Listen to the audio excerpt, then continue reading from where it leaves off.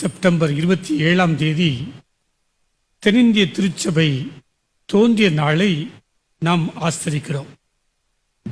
இந்த தென்னிந்திய திருச்சபை தோன்றும் முன்பதாக நம்முடைய பகுதிகளிலே சிஎம்எஸ் மிஷனரிகள், எஸ்பிஜி மிஷனரிகள், லண்டன் மிஷனரிகள், ஸ்காட்லாந்து மிஷனரிகள் என்று சொல்லி பலவிதமான மிஷன்கள் நடைபெற்றுக் கொண்டன.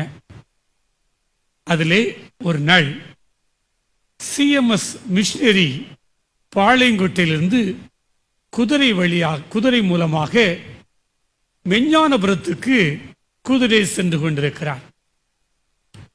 அப்படி மெஞ்ஞானபுரத்துக்கு அந்த குதிரையிலே போய்கொண்டிருக்கும் போது நாசரத் வழியாக செல்கிறார். நாசரத்துக்கு போகும்போதே ஏறக்குறைய முழுதுமாக இருட்ட ஆரம்பித்து விட்டது. சூரியன் அஸ்தமிக்க ஆரம்பித்து விட்டது.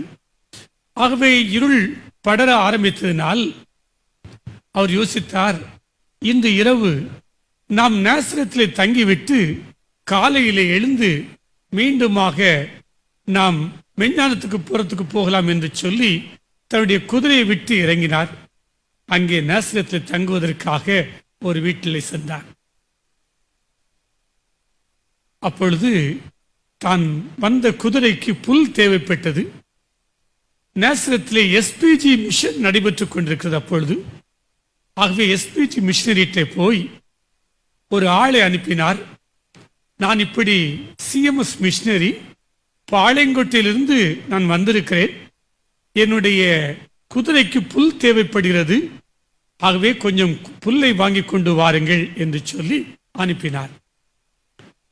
அந்த ஆள் போனார். அந்த எஸ்பிஜி மிஷனரி நேசத்திலே சொன்னார், இப்படி சிஎம்எஸ் மிஷனரி வந்திருக்கிறார், குதிரையில் வந்திருக்கிறார், புல் தேவைப்படுகிறது சொல்லி. உடனடியாக அந்த எஸ்பிஜி மிஷனரி சொன்னார், சிஎம்எஸ் குதிரை எஸ்பிஜி புல்லை தின்னாது என்று சொல்லிவிடும் என்று சொல்லிவிட்டார். சிஎம்எஸ் குதிரை எஸ்பிஜி புல்லை தின்னாது என்று சொல்லிவிடும் என்று சொன்னார்.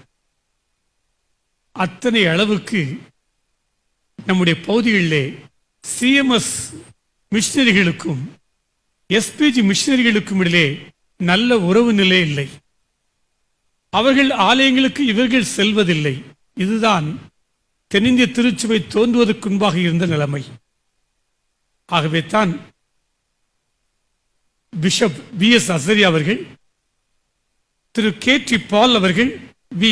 சந்தியாகோ போன்றவர்கள் எல்லாரும் கிறிஸ்தவர்கள் பிரிந்திருப்பது நல்லதல்ல, நாம் எல்லாரும் ஒன்றாக இணைய வேண்டும் என்று சொல்லி தென்னிந்திய திருச்சபை என்று சொல்ற ஒரு அமைப்பு உருவாக வேண்டும் என்று மிகவும் கஷ்டப்பட்டார்கள்.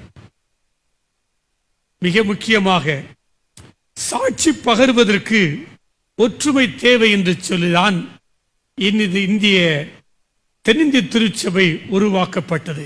சாட்சி பகர்வதற்கு ஒற்றுமை தேவை. ஆகவே இப்பொழுது ஒற்றுமை வந்துவிட்டது, ஆனால் சாட்சி போய்விட்டது தென்னிந்திய திருச்சபையில். இதுதான் பரிதாபம். திருச்சபைக்குள்ளே ஒற்றுமை வந்துவிட்டது, ஆனால் சாட்சி பறிபோகிவிட்டதே.